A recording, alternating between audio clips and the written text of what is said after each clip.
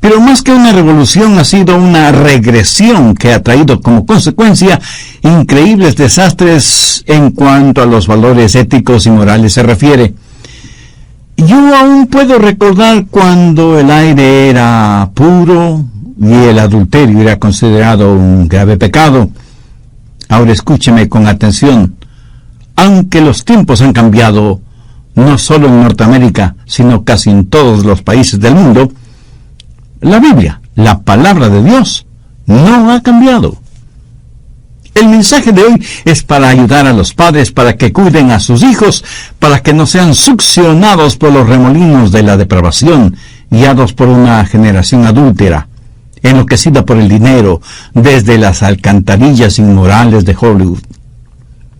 El mensaje que quiero compartir con usted ahora es serio, sobrio y necesario, valorando la fidelidad matrimonial. Tenga la bondad de buscar el capítulo 19 del Evangelio de Mateo y comenzaremos a leer desde el verso 1. Aconteció que cuando Jesús terminó estas palabras, se alejó de Galilea y fue a las regiones de Judea al otro lado del Jordán. Y le siguieron grandes multitudes y lo sanó allí. Entonces vinieron a él los fariseos, tentándole y diciéndole: ¿es lícito al hombre repudiar a su mujer por cualquier causa? Él respondiendo les dijo: ¿no habéis leído que el que los hizo al principio, varón y hembra los hizo? De paso, permítame decir que Jesús creía no solo en que toda la creación era divina, sino también que creía en la separación de los sexos. Veamos ahora lo que Jesús dijo desde el verso 4. Él respondiendo les dijo: ¿no habéis leído que el que los hizo al principio, varón y hembra los hizo? Dijo: por esto el hombre dejará padre y madre y se unirá a su mujer y los dos serán una sola carne. Así que ya no son dos, sino una sola carne. Por tanto, lo que Dios juntó, no lo separe el hombre. Hay varias cosas que deseo que note al mirar la palabra de Dios para comprender bien el tema de atesorar la fidelidad conyugal. Primero, la provisión para la vida matrimonial. Al principio Dios los creó varón y hembra. Dios ordenó el matrimonio en el jardín del Edén. El matrimonio no está pasado de moda, ni está fuera de contexto, ni se ha desvanecido. El matrimonio no es como una lámpara de aceite ni como un antiguo carro Ford modelo T. El matrimonio no es algo obsoleto. Piense conmigo por un momento en la provisión que Dios hizo para el matrimonio. Es un plan divino de la creación. Note las palabras de Jesús en el verso 4. ¿No habéis leído que el que los hizo al principio, varón y hembra los hizo? El matrimonio es la primera institución ordenada por Dios. El matrimonio fue ordenado antes que las leyes y antes que la civilización misma.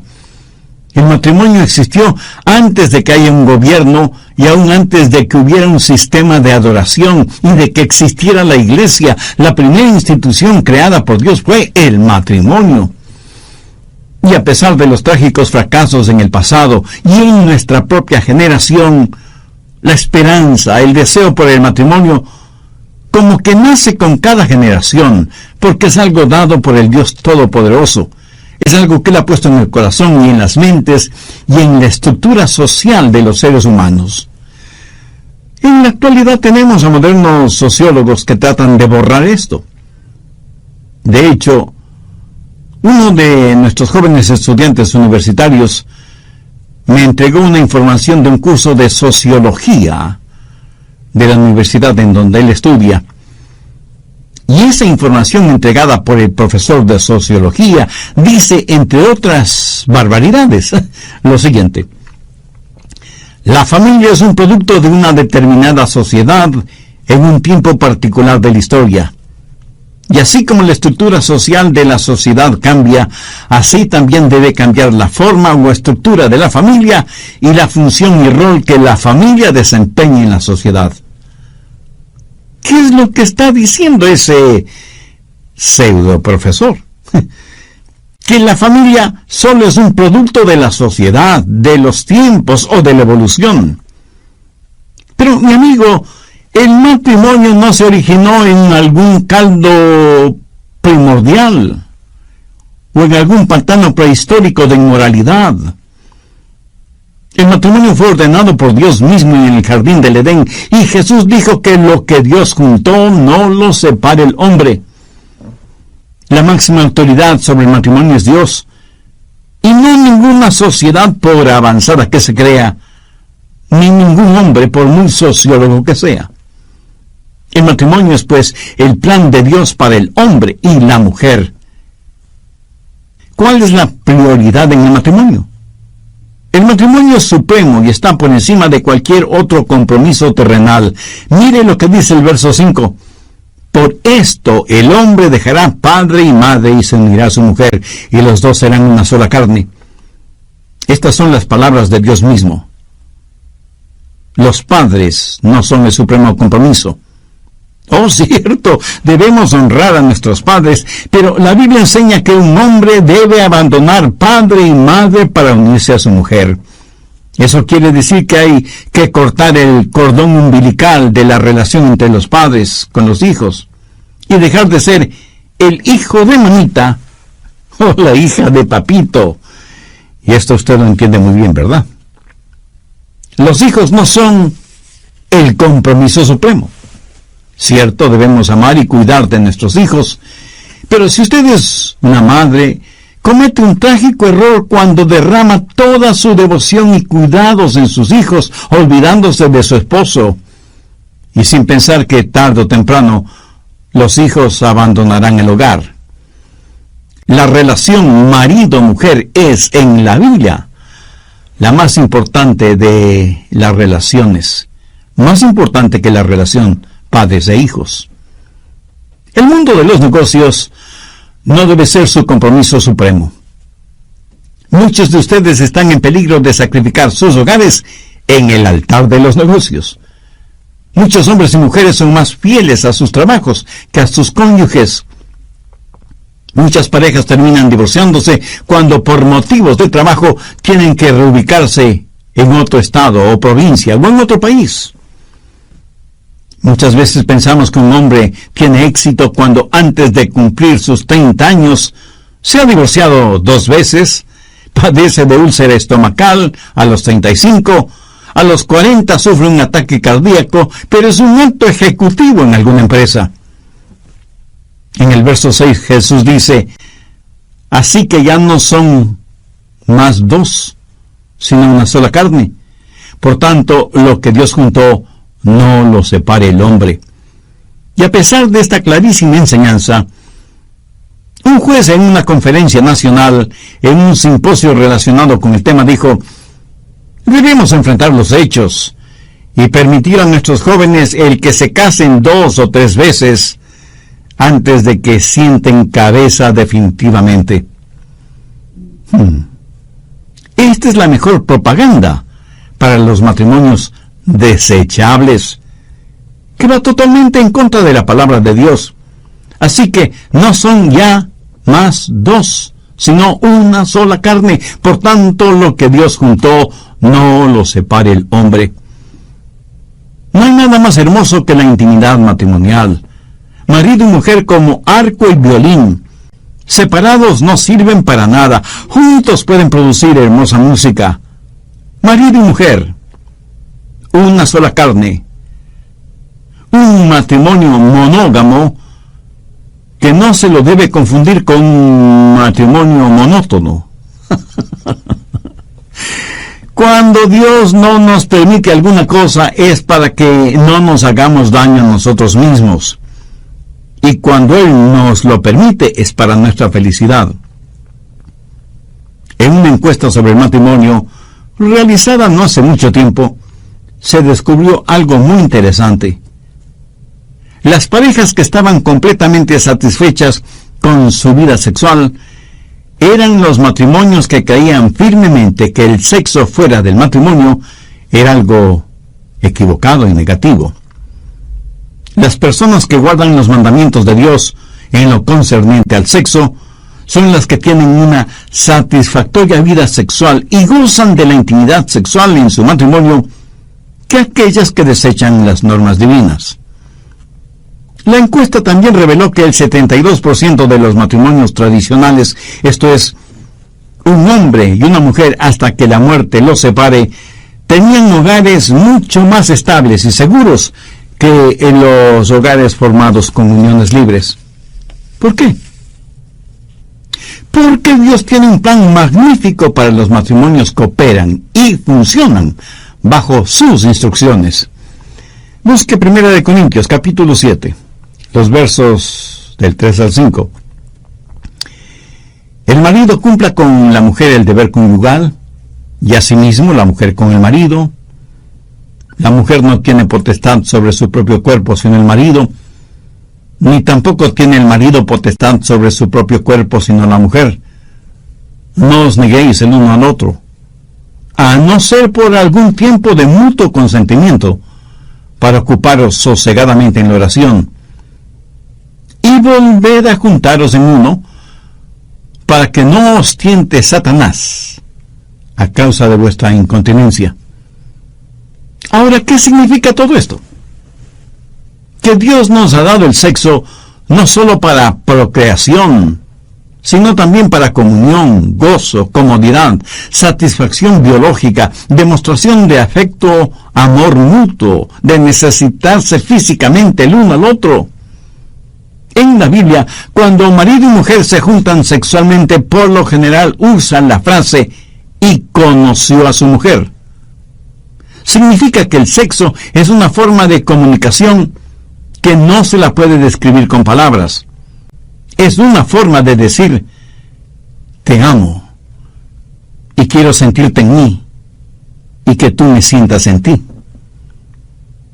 Cuando en sus mandamientos Dios dijo que no se debe cometer adulterio y que hay que huir de la fornicación, no es que Dios está tratando de impedirle el usar algo que Él mismo creó, sino que trata de protegerlo para que sepa apreciarlo. El sexo es un hermoso regalo de Dios. Y cuando Él dice "no adulterarás", es porque el matrimonio es tan estupendo que Dios no quiere que lo adultere con nada. Si usted tuviera una pintura original de Rembrandt o Miguel Ángel o Van Gogh, estoy seguro que no la tendría exhibiéndola en las paredes de su oficina o de su sala, sino que la tendría bien asegurada en la bóveda de algún banco. Dios ha protegido esto del sexo porque es intrínsecamente hermoso. Dios no es negativo en cuanto a la vida sexual de sus hijos. Más bien es muy positivo si es que lo sexual se lo maneja correctamente, en el lugar apropiado y en la forma adecuada. Si usted tiene un hermoso jardín con un césped que parece alfombra, mientras está ahí ese césped no hay ningún problema. Pero recorte un trozo de césped y póngalo sobre la alfombra de su sala e instantáneamente deja de ser hermoso, ¿verdad? ¿Por qué? Pues porque está fuera de lugar. No cumple la función para la cual fue sembrado y cultivado. ¿Lo entiende? Y aunque un buen césped es una cosa agradable en el jardín, fuera de contexto se vuelve feo y desagradable. Bien, primero hemos visto la provisión para la vida matrimonial. Segundo, la contaminación de la vida matrimonial. Veamos Mateo 19, los versos del 7 al 9. Le dijeron: ¿por qué pues mandó Moisés dar carta de divorcio y repudiarla? Él les dijo: por la dureza de vuestro corazón. Moisés os permitió repudiar a vuestras mujeres, mas al principio no fue así. Y yo os digo que cualquiera que repudia a su mujer, salvo por causa de fornicación, y se casa con otra, adultera. Y el que se casa con la repudiada, adultera. ¿Qué es lo que el Señor está diciendo aquí? Que el adulterio es un pecado que contamina la vida matrimonial. Adulterar significa hacer algo impuro. Y Dios no quiere que usted vuelva impuro algo que Él creó para que sea puro y hermoso. Cuando un hombre o una mujer comete adulterio, ¿qué clase de pecado comete? Se lo diré. Pecan contra ellos mismos. Pecan contra su propio cuerpo. En 1 Corintios 6:18 la Biblia dice: huid de la fornicación. Cualquier otro pecado que el hombre cometa está fuera del cuerpo, mas el que fornica contra su propio cuerpo peca. Eso significa que hay algo absolutamente único en el pecado de la inmoralidad. No hay pecado más destructor en lo espiritual, mental y físico que el pecado del adulterio. Si tuviéramos que hacer una lista de pecados por su gravedad, el adulterio tendría el carácter de único, porque es un pecado contra uno mismo. Un psicólogo de una famosa universidad norteamericana dijo que el 50% de los estudiantes universitarios sufren problemas psicológicos debido primordialmente a las relaciones inmorales que tienen. En nuestro mundo actual hay lo que con eufemismo se conoce como enfermedades sociales, que no son otra cosa que enfermedades causadas primordialmente por la vida inmoral. Y nos preguntamos, ¿qué se podrá hacer contra el SIDA o las otras enfermedades venéreas que existen? Pero nadie hace caso de la palabra de Dios, lo que Dios dice en su palabra. Nadie quiere obedecer lo que la Biblia dice al respecto. Pero todos hablan acerca de la práctica del sexo seguro. Lo paradójico es que Dios nunca vio el sexo como algo peligroso. El plan de Dios siempre incluyó el sexo sagrado, no el sexo seguro. Usted puede sembrar cardos y espinas si así lo quiere, pero no se asombre ni se asuste por lo que coseche. Mucha gente pasa de lunes a sábado sembrando hierba mala y el domingo van a la iglesia a orar para que Dios les dé una buena cosecha de trigo o de maíz. En unos casos, en otros, muy pocos piden perdón a Dios por lo que han sembrado. Dios quiere y puede perdonar, pero la tierra siempre le dará abundantemente lo que usted sembró.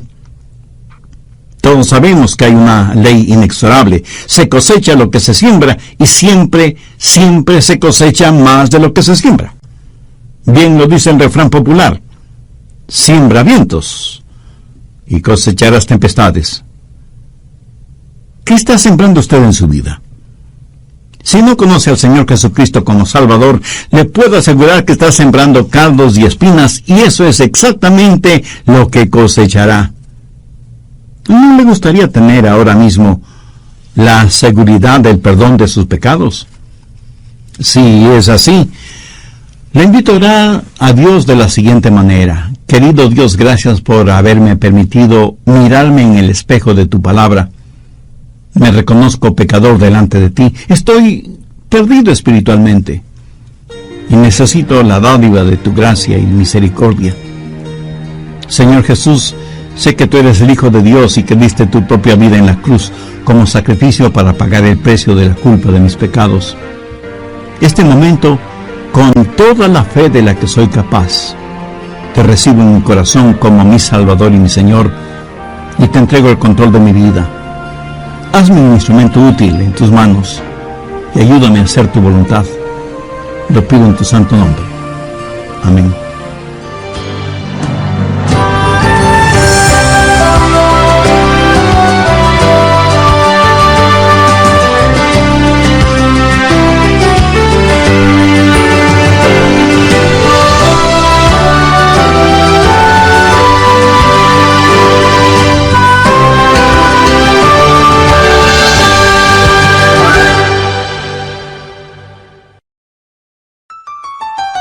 ¿Qué es lo peor del adulterio?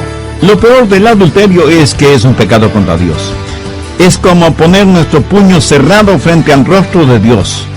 Cuando David cometió el pecado de adulterio, si bien es cierto que se arrepintió, Escuche lo que dice en el Salmo 51:4: contra ti solo he pecado y he hecho lo malo delante de tus ojos. ¿Por qué dijo David eso? Porque Dios ya lo había dicho sin ningún titubeo en el libro del Éxodo: no cometerás adulterio. El adulterio muestra desprecio y falta de respeto hacia Dios. Este es un tema fuerte. Con todo, se debe predicar porque con una experiencia de adulterio, además de romper la ley de Dios, se quebranta el corazón de un Dios amoroso y santo. De lo que nadie debe tener dudas es que Él juzgará el pecado de adulterio. Hola, ¿qué tal? Les saluda Irving Ravelo. Hoy, en El Amor que Vale, el pastor Adrián Rogers, con su habitual honestidad, comparte verdades bíblicas, profundizando para ayudarle a crecer en su relación con el Señor Jesucristo. A continuación, el doctor Adrián Rogers, en la voz del pastor Lenín de Llanón, concluye su enseñanza, valorando la fidelidad matrimonial.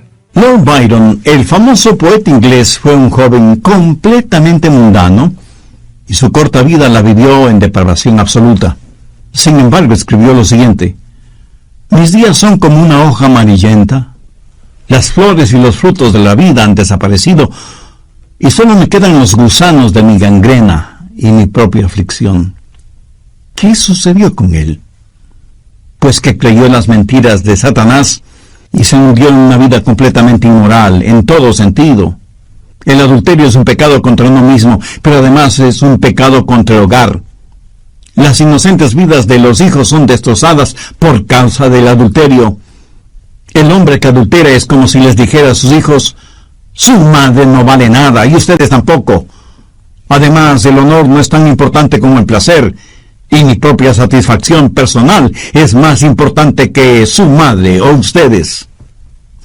El matrimonio monógamo, un hombre para una mujer y una mujer para un hombre, fue instituido por Dios el Creador para la protección y el desarrollo y la realización de las más profundas necesidades psicológicas, físicas y espirituales de los seres humanos, y la fidelidad conyugal es el pegamento que mantiene la familia unida, y la familia es el núcleo de la sociedad. La familia fue establecida para proveer amor, cuidado físico, desarrollo social y espiritual de cada miembro del hogar. La fidelidad conyugal es lo que mantiene ese núcleo familiar unido. Ahora puede entender por qué Satanás ha apuntado toda su artillería infernal en contra de la familia por medio de la inmoralidad sexual. Pero no solo que el hombre o la mujer pecan contra ellos mismos y contra el hogar cuando adulteran, sino que también pecan contra la iglesia. Si usted es miembro de una iglesia cristiana evangélica y comete adulterio, está pecando contra todos los miembros de la iglesia, porque todos formamos el cuerpo del Señor, que es la iglesia. 1 Corintios 3, versos 16 y 17. ¿No sabéis que sois templos de Dios, y que el Espíritu de Dios mora en vosotros? Si alguno destruye el templo de Dios, Dios le destruirá a él. ¿Qué es lo que está diciendo el apóstol? Que estamos en esto juntos. El contexto de este versículo habla de inmoralidad, y Pablo está argumentando cómo pueden cometer inmoralidades y pecar contra el cuerpo de Cristo. Escúcheme, el adulterio es también un pecado contra la nación, es un acto de alta traición y nos hace daño a todos. Proverbios 14:34 dice: la justicia engrandece a la nación, mas el pecado es afrenta de las naciones. Y en Deuteronomio 22:22 leemos: si fuere sorprendido alguno acostado con una mujer casada con marido, ambos morirán, el hombre que se acostó con la mujer y la mujer también. Así quitarás el mal de Israel. En el Antiguo Testamento y bajo la teocracia, el pecado del adulterio era castigado con la pena capital. Los culpables, hombres y mujeres, debían ser ejecutados. ¿Por qué? Para eliminar el mal, el pecado de Israel. Entre las cosas tontas o necias que muchas veces oímos, escuché la siguiente. Algunas personas dicen: ¿qué tiene que ver el carácter con la habilidad de liderar una nación? Mi amigo, el carácter tiene que ver con todo. Importa el carácter de una persona tanto y en cuanto pueda guiar una nación, o una empresa transnacional, o una iglesia. El adulterio no es adulterio si lo comete el presidente del país, pero sí lo es si lo comete el pastor de una iglesia. El adulterio es disculpable entre los ricos y famosos, pero es intolerable entre los pobres y menesterosos. ¿Qué es lo que nos está pasando? ¿Estamos todos locos? ¿O somos todos tan necios? Si usted sabe algo de historia, habrá notado que fue la inmoralidad la que provocó la caída de grandes imperios. Egipto, Babilonia, Grecia, Roma. Y cuando se escribe el epitafio de nuestra nación o nuestras naciones, a menos que nos arrepintamos, la inmoralidad generalizada será la que destruya nuestros países. Verá, el enemigo de nuestros hogares es el enemigo de nuestra nación. ¿Por qué? Porque la gente que trata lo sexual muy a la ligera, tratará a las otras personas también muy a la ligera. Y así no puede subsistir una sociedad, no puede haber gobierno sin entendimiento y mutuo respeto. Pero lo peor del adulterio es que es un pecado contra Dios. Es como poner nuestro puño cerrado frente al rostro de Dios. Cuando David cometió el pecado de adulterio, si bien es cierto que se arrepintió, escuche lo que dice en el Salmo 51:4. Contra ti solo he pecado y he hecho lo malo delante de tus ojos. ¿Por qué dijo David esto? Porque Dios ya había dicho sin ningún titubeo en el libro de Éxodo, no cometerás adulterio. El adulterio muestra desprecio y falta de respeto hacia Dios. Cuando usted adultera, no solo que rompe la ley de Dios, sino que quebrante el corazón de Dios, porque Dios es un Dios amoroso y santo. Usted puede tener la absoluta certeza de que Dios juzgará su pecado de adulterio. Anote Hebreos 13:4. Honroso sea en todo el matrimonio y el lecho sin mancilla, pero a los fornicarios y a los adúlteros los juzgará Dios. Y en Job 31:11 leemos, porque es maldad e iniquidad que han de castigar los jueces. Y Levítico 20:10 dice, si un hombre cometiere adulterio con la mujer de su prójimo, el adúltero y la adúltera indefectiblemente serán muertos. Estas leyes en el Antiguo Testamento muestran la actitud del Todopoderoso Dios hacia el pecado. Busque Proverbios 6, desde el verso 27. ¿Tomará el hombre fuego en su seno sin que sus vestidos ardan? ¿Andará el hombre sobre brasas sin que sus pies se quemen? Así es el que se llega a la mujer de su prójimo. No quedará impune ninguno que la tocare. Ahora, note lo que dice el verso 32. Mas el que comete adulterio es falto de entendimiento, corrompe su alma, el que tal hace. Veamos ahora 1 Corintios 6:9. ¿No sabéis que los injustos no heredarán el reino de Dios? No erréis, ni los fornicarios, ni los idólatras, ni los adúlteros, ni los afeminados, ni los que se echan con varón, heredarán el reino de Dios. Dios dice, si ese es tu estilo de vida, no pienses en llegar al cielo, a menos que te arrepientas de tus pecados. Efesios 5:5. Porque sabéis esto, que ningún fornicario o inmundo o avaro, que es idólatra, tiene herencia en el reino de Cristo y de Dios. Apocalipsis 21:8. Pero los cobardes e incrédulos, los abominables y homicidas, los fornicarios y hechiceros, los idólatras y todos los mentirosos tendrán su parte en el lago que arde con fuego y azufre, que es la muerte segunda. Si usted vive en adulterio y no le pasa absolutamente nada, no es porque Dios esté aprobando su pecado, sino porque usted todavía no ha sido juzgado. Busque Romanos 2:5. Pero por tu dureza y por tu corazón no arrepentido, atesoras para ti mismo ira para el día de la ira y de la revelación del justo juicio de Dios. El día de la ira de Dios todavía no ha llegado, pero llegará, se lo aseguro. Ese día llegará. Tercero, la preservación de la vida matrimonial. Dios nos ha dado un plan absolutamente claro. Mateo 19, los versos 4 y 5.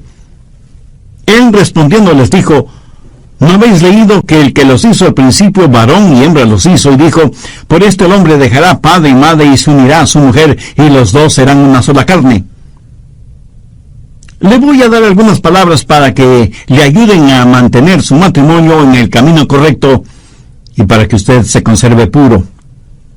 Decisión. Tome la decisión de vivir para Dios. Recuerde que Dios jamás forzará su voluntad en usted. El escuchar estos mensajes no le cambiará a menos que usted decida obedecer la palabra de Dios. Escoja este mismo día a quién va a servir. Entregue su corazón y su vida a Cristo. Dependencia. No es suficiente el decidir, sino también el depender de Dios. Porque usted en usted mismo no tiene la fortaleza espiritual para hacerlo, y Dios quiere ayudarle si usted depende, confía en Él. En 1 Corintios 10:13 leemos: no os ha sobrevenido ninguna tentación que no sea humana, pero fiel es Dios, que no os dejará ser tentados más de lo que podéis resistir, sino que dará también juntamente con la tentación la salida para que podáis soportar. Devoción. Comience a amar al Señor con todo su corazón, con toda su mente, con toda su alma, con todas sus fuerzas. Ame a su cónyuge como se ama a usted mismo. Ame con un amor sobrenatural. Después de su decisión y su dependencia, deje que Dios derrame su amor por su intermedio.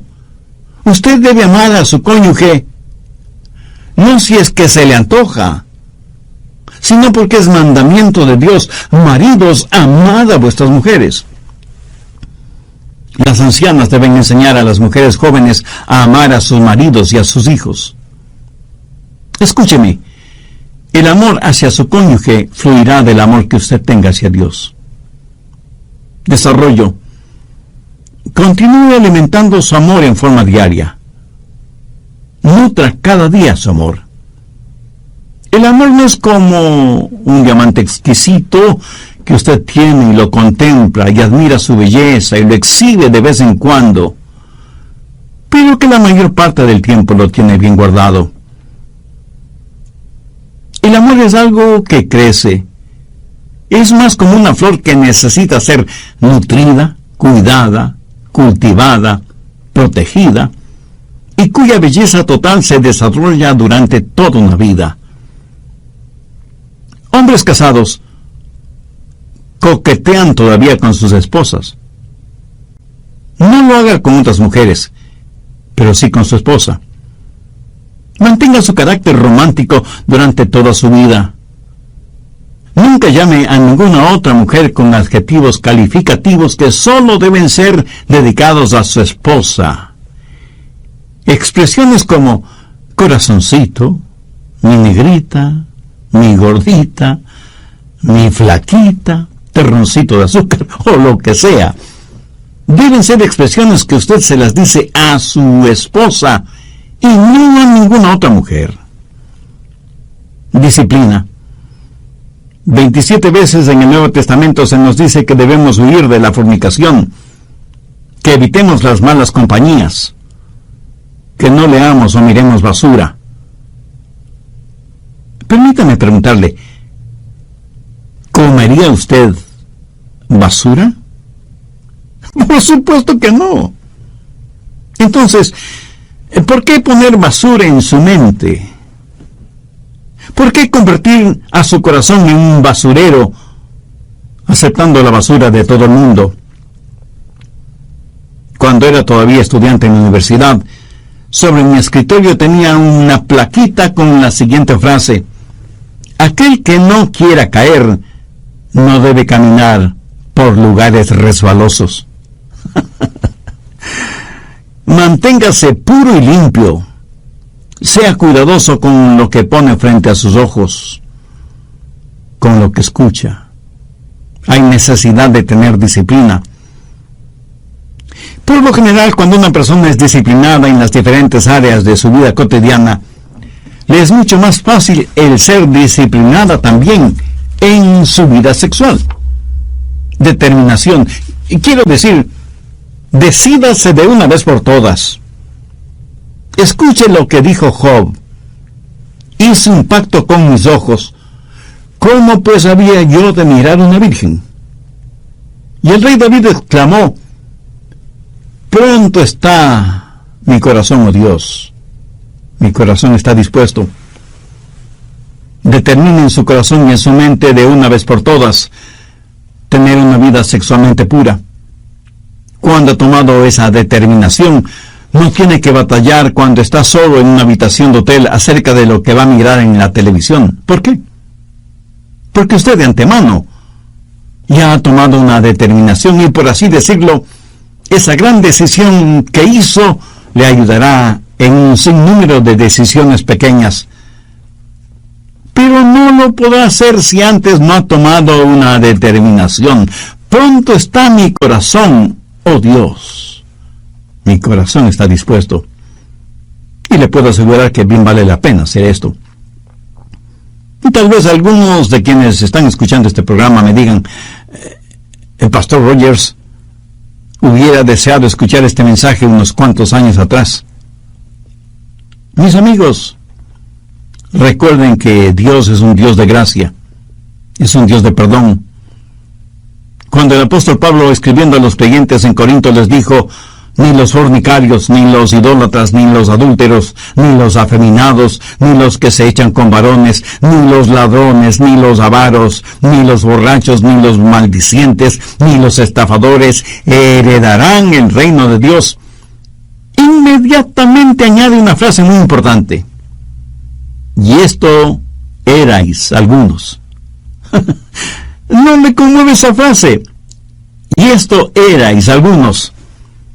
El apóstol Juan en su primera epístola dice: si confesamos nuestros pecados, Él es fiel y justo para perdonar nuestros pecados y limpiarnos de toda maldad. Note que dice que nos limpia de toda maldad. Y lo que Dios ha limpiado, ningún hombre puede llamarlo sucio. Una de mis historias bíblicas favoritas es la de la mujer sorprendida en adulterio. Creo que todos sabemos los detalles de esa historia. Al final Jesús le preguntó a la mujer: ¿ningún hombre te acusa? Y ella le contestó: no, Señor, ninguno. Y Jesús le dijo: yo tampoco. Vete y no peques más. ¿Por qué? Porque no envió Dios a su Hijo al mundo para condenar al mundo, sino para que el mundo sea salvo por Él. Dios es un Dios de las segundas oportunidades. Es mi anhelo y oración que este mensaje llegue realmente a su corazón, de manera especial en las vidas de aquellas personas jóvenes que no han cometido el pecado de la inmoralidad, para que se conserven puras para quien llegará a ser su cónyuge. Es mi deseo que Dios ayude a quienes ya están casados para que permanezcan mutuamente fieles, y que aquellas personas que saben necesitan ser perdonadas y restauradas hagan una decisión por Cristo ahora mismo. Si ese es el deseo de su corazón, le invito a que ore conmigo una sencilla oración. Eterno y todopoderoso Dios, desde el fondo del abismo de mis pecados elevo mi voz hacia ti para implorar tu gracia, misericordia, porque necesito ser perdonado y rescatado. Señor Jesús, tú entregaste en la cruz del Calvario tu preciosa vida para pagar el precio de las culpas de mi pecado. Te agradezco profundamente el que me ames de esa manera. Por eso quiero invitarte a que vengas a morar en mi corazón ahora mismo y seas mi Salvador y mi Señor. Te entrego el control total de mi vida y te ruego me ayudes a ser la clase de persona que tú quieres que sea. Dame la fuerza para nunca avergonzarme de ti o de tu palabra. Y úsame como instrumento útil en tus manos. Lo pido en tu santo nombre. Amén.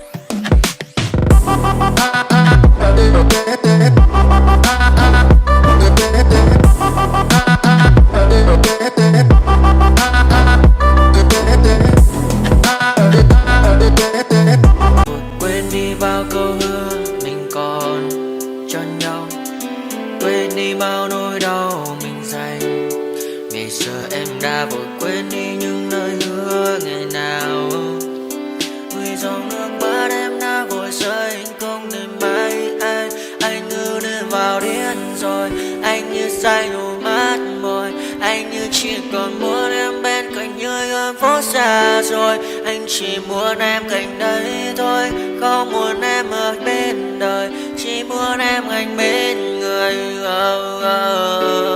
Người đã gỡ bước đi xa trong cơn mưa chiều vội vã, người đã bước bên anh khi cơn mưa qua gần vội vã. Em đã quên rồi mà anh sống đây không nói về, chẳng còn lại gì những người em bao nước mắt rơi. Trời bay trong chiều thu đầy nắng, em khiến con tim như tan mưa trong chiều thu mát màng. Vì còn nhiều lắm những ngỡ vàng, nhiều lắm những nỗi vội vàng, nhiều lắm những cơn mưa em mượn ta bây giờ đơn vang. Không mơ không bay đứng sang nhờ đêm bay em còn thơ đôi hồng bay anh còn người ta xưa ta chúng còn giữ nhau chẳng đêm. Cause I don't give a fuck what you say. Yeah, I'ma do shit my way. So you can go kick rocks, I'ma stack bricks up, build what I want to make. Yo, I got a lot of shit to say, so I'ma do this every day. I'll be writing things until I'm fucking buried in my grave. 6 feet deep under, but my body won't decay. Cause my messages are timeless, so they'll put them on display. Oh yeah, I rap with a certainty, I have a sense of urgency. A message for eternity, for everyone internally. I had some people burning me, but now they fucking learn to see I ain't the one to fuck with, now they looking nervously. And I don't really care what you think of me respectfully. You can kick rocks if you think you're fucking better, see I will outwork you, turn you to an enemy. Hurt you so bad that you're gonna need some therapy. I got the motherfucking recipe, I've been cooking up hits, I'ma leave a legacy. You'll be looking small when you're standing right next to me. I'm 5'10", bitch, but I'm 10 feet Cause I don't give a fuck what you say. Yeah, I'ma do shit my way. So you can go kick rocks, I'ma stack bricks up, build what I want to make. Cause I don't give a fuck what you say. Yeah, I'ma do shit my way. So you can go kick rocks, I'ma stack bricks up, build what I want to make. Yeah, I'ma do it my way.